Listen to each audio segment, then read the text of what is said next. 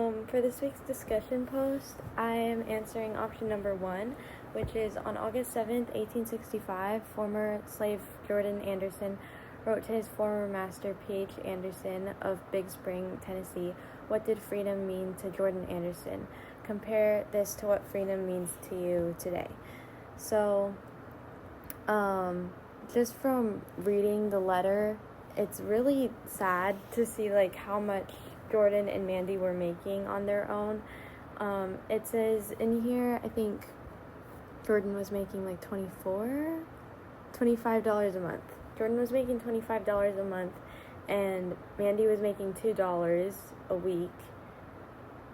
And in the letter, it says that they asked for money back from their old slave master in order to gain their trust back. And so obviously freedom to them meant getting the money back that they were promised from their old slave, from their old enslaver. And if it says that if their old enslaver returned the amount of money, then they would forgive old scores and rely on justice and friendship in the future, which is very kind. I thought that the letter, a thought that passed through my mind was understanding and seeing how kind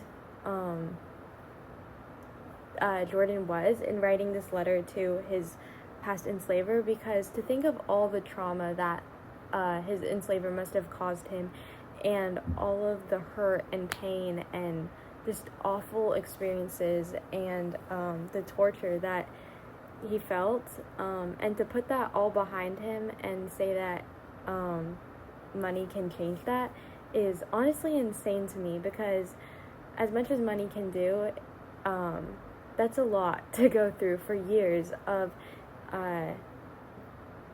enslavement and feeling and having no freedom and not even resources or food or a place to live, just being a servant and doing exactly what your master says or else. I just thought that was crazy to me, how kind he was throughout the entire letter, and kind and honest, I think, are good words to use. And this is kind of different, but I think we can apply that into our lives now as Christians, how and relate and understand to how kind he was for such a huge matter. Jordan said that he would completely forgive him, which is crazy to me, but I think that we can learn from him and do the same to others in our lives now.